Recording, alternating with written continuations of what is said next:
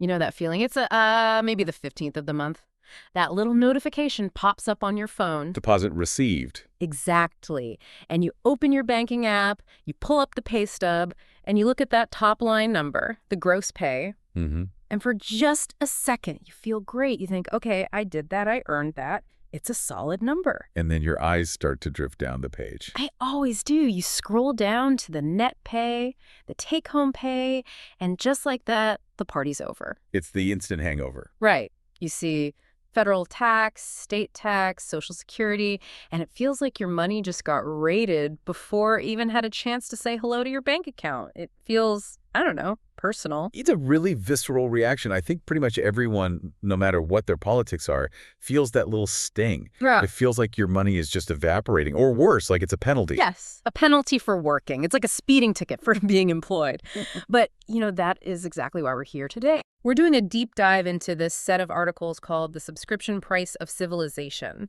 And the whole point of this source is to completely flip that script. It's a massive reframe. It really is. The argument is simple, but if you actually let it sink in, it's kind of mind-bending. What if we stopped seeing taxes as, theft and started seeing them as a subscription fee? And that moves you away from that emotional I'm losing money feeling and more towards a transactional understanding. What are you actually buying? Okay. The source uses this idea of country as a service. Country as a service. That sounds like something out of a Silicon Valley pitch meeting. You're kids. It does, but the metaphor is actually really useful. Mm-hmm. Imagine your country isn't a government, but a huge, unbelievably complex fitness club.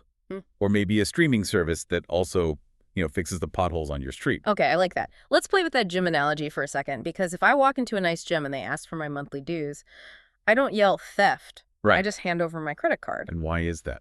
Well, because I know what I'm paying for. I'm getting the squat rack, the swimming pool, the sauna, the clean towels. I'm paying for access to all that stuff. Exactly. You are paying for a shared environment that you could never, ever afford to build on your own. And that, right there, is the mission for this deep dive. Okay. We're going to unpack what that membership includes. We're going to look at the different payment tiers because, spoiler, not everyone pays the same rate. And we're going to explore why the system is even set up this way. We're basically reading the terms and conditions for living in a civilized society. Which nobody ever does, so this is a public service. So let's start with the philosophy behind it. The source kicks off with a quote I've heard before, but I guess I never really thought about it. You're probably thinking of the one from Oliver Wendell Holmes. The famous jurist, yeah. He said, taxes are what we pay for civilized society. It's short, it's punchy, and it's really the whole foundation of this argument. But let's break that down with the gym analogy. Oh. Why do you join a gym? Why don't you just, buy a treadmill and put it in your garage? Well, personally, a commercial grade treadmill is like $5,000. I don't have that kind of cash. And I don't have a garage. Right. And even if I did, if the belt on that thing snaps, I have to fix it. I don't want to fix it. I just want to run on it. Precisely. That is the essence of the civilization subscription. Yeah. It's all about economies of scale. Okay. In a gym, you have 1,000 members, all pooling their money. No single one of them could afford to build the pool and the court and hire the cleaning staff.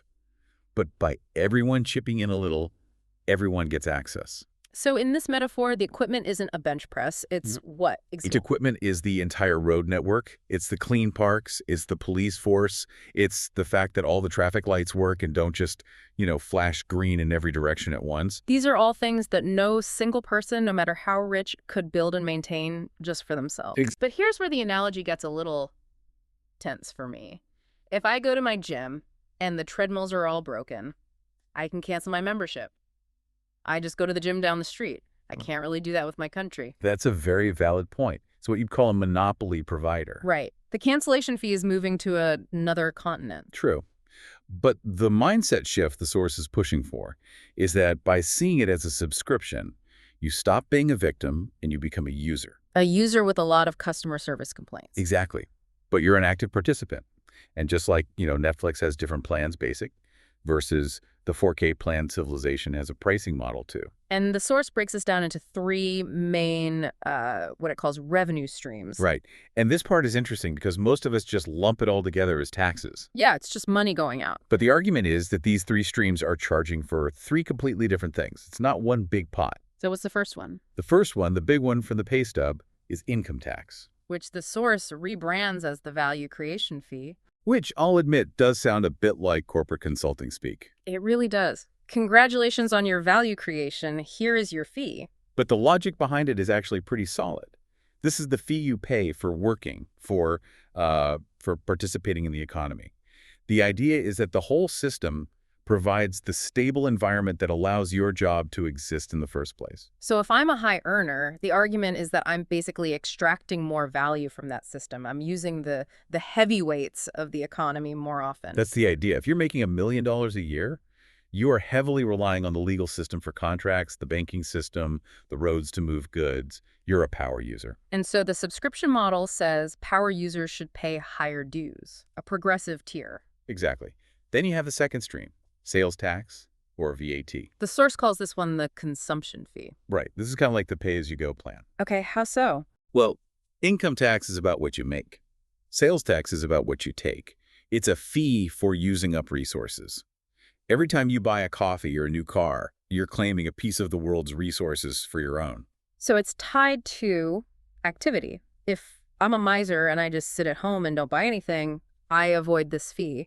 But the moment I go out and participate in the market, I trigger the charge. Correct. And it's often less painful psychologically because it's baked into the price. It's a bunch of small increments. The microtransaction of civilization. You could say that. Okay, so we have the value creation fee, the consumption fee, and then there's the third one. And I feel like this is the one that really gets people angry, especially homeowners. Huh? Property tax. Ah, yes, the ownership fee. This is where people say, look, I bought this house, it's paid off, it's mine. Why am I still paying rent to the government every single year? It's a super common frustration. But the source material points out a really crucial distinction here. You aren't really paying for the bricks and wood of your house. What am I paying for then? You're paying for the location. A location. Think about it. Why is a house in a safe neighborhood with good schools worth $500,000, while the exact same physical building in a war zone is worth nothing? It's everything around it. Exactly.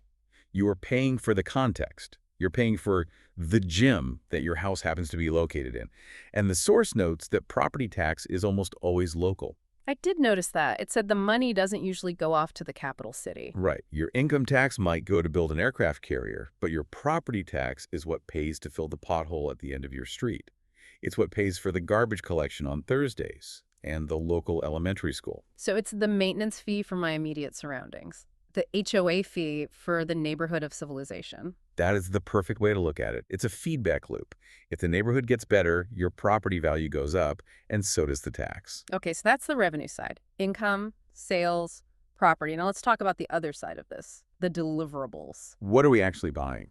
The source uses a persona here, Annie. Annie is our stand-in for you, the listener. She works, she pays all three fees. Where does her money actually go? Because sometimes it really does feel like it goes into a black hole. It can feel that way. But the source breaks it down into 4 pretty clear buckets of spending. And maybe the best way to do this is to just walk through Annie's day. Like that. So Annie wakes up. She goes to turn on the shower. Boom. Bucket number 1, infrastructure. The water coming out is clean, it's pressurized, and when it goes down the drain, it goes into a sewage system, not out into the street. Okay. She gets in her car to go to work. Still. Infrastructure. The road she's driving on is paved. The bridge she crosses doesn't collapse. The traffic lights work.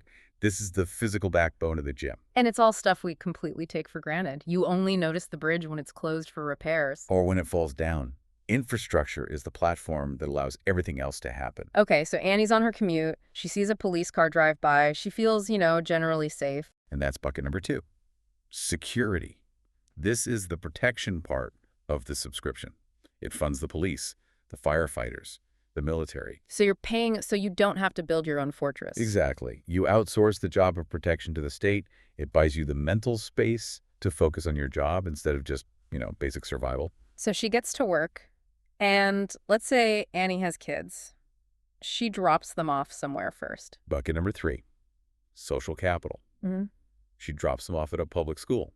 Or maybe later she stops by a public library. This is the stuff that makes the club a nice place to be. It's more than just nice. It's an investment in the other members. You want to live in a society where people are educated, right? where the person designing your car went to a decent school. Definitely. It raises the quality of the whole user base. Exactly. By pooling resources into schools and parks, you're making sure the next generation contributes positively. All right, now for the fourth bucket, and I think this is the one that causes the most arguments. Annie's doing fine, she has a job, but the source talks about the safety net. This is the insurance aspect of the subscription. Unemployment benefits, disability, things like that. And this is where someone listening might say, hang on, I'm responsible, I save my money, why am I paying for someone else? I don't use this service. And that's a valid feeling, but the source frames this as system stability insurance. Think of it like car insurance. You pay your premium not because you hope you'll crash your car. You pay it so that if you crash, you aren't completely ruined. Exactly. It prevents total system failure for an individual. And even from a purely selfish perspective, it keeps society stable.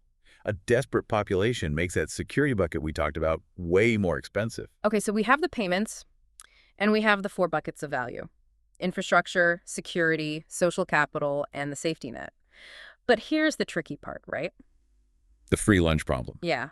After all this, I can still hear someone asking, okay, fine, roads are good, but why does it have to be mandatory? Why can't we just pay for things voluntarily, like a GoFundMe for a new bridge? And this is the core conflict the source tackles.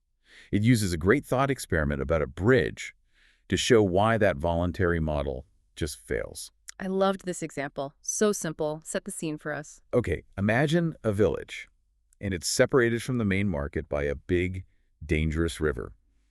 Everyone in that village would benefit from a bridge. Everyone wants the bridge. Yes. But building a bridge is super expensive. Let's say it costs $1 million. All right. So I'm the richest person in town. Why don't I just build it myself? Because of the risk. If you spend $1 million on this bridge, and then your neighbor Bob, who didn't pay a single dime, just drives his cart across your bridge for free. And I'm the sucker. You are the sucker. Yeah. That's the free rider problem.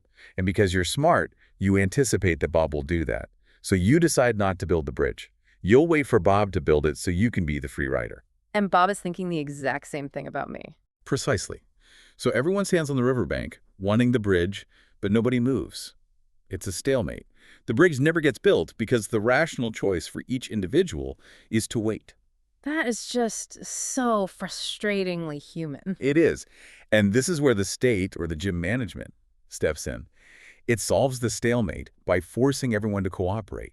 It says, okay, everyone, you're all chipping in. This is not a request. It takes away the option to be a free rider. It mandates participation. It forces the cooperation you need to build the things everyone wants, but nobody is willing to buy alone. That's actually kind of a relief. It takes that burden off me. I don't have to wonder if my neighbor is cheating the system because the system makes sure they're paying too. And that forced cooperation is what lets civilization scale up. You can't have an airport based on a donation jar. Donate now to pave I-95. Yeah, we would still be on dirt roads. We would absolutely be on dirt roads. So to bring this all home, back to that moment with the pay stub, the point here isn't to make you fall in love with paying taxes. I'm still going to groan when I see that number. Of course. Nobody loves it. But the goal is to shift the perspective from theft to purchase, to actually see the invisible things you're buying every day. You're not just losing money, you're paying your subscription. You're buying the road to work, the safety of your home, the education of your neighbor's kids, so they become productive members of society. And you're buying that insurance policy in case you fall. It's a bundle. Infrastructure, security, social capital, safety net. That's the menu. And I think there's one more empowering part of this. If I see it as theft, I'm just a victim, I'm helpless. But if I see it as a subscription... Then you're a customer. And customers can demand quality service. Exactly. If I'm paying a premium for this country as a service, then I should expect the roads to be paved. It changes the dynamic from, why are you taking my money, to, I paid for this, where's my value? That's the shift. Yeah. We move from being passive subjects to being discerning customers. We can ask, is the gym clean? And if it's not, we use our voice, our vote, to demand better management. I love that. Be a Karen for democracy. Demand to speak to the manager. In a way, yes. That is what active citizenship is all about. So before we wrap, we always want to leave you with one final thought, something to chew on. We talked about that free rider problem, the bridge that never gets built. So my question for you is this. What if tomorrow the subscription to your country became 100% optional? Ooh, the libertarian dream. Or nightmare. Imagine you could just opt out. No more taxes. But the catch is, you also opt out of the services. No roads, no 9/11, no public schools for your kids. What part of your life would crumble first? Would you even be able to get to work? Would you feel safe? Or would we all just end up on our own little separate islands, unable to afford to connect to anyone else? Would you build that bridge all by yourself? That's the question. Think about that next time you see your pay stub. It might make the sting just a little bit less. Thanks for joining us on The Deep Dive. See you next time.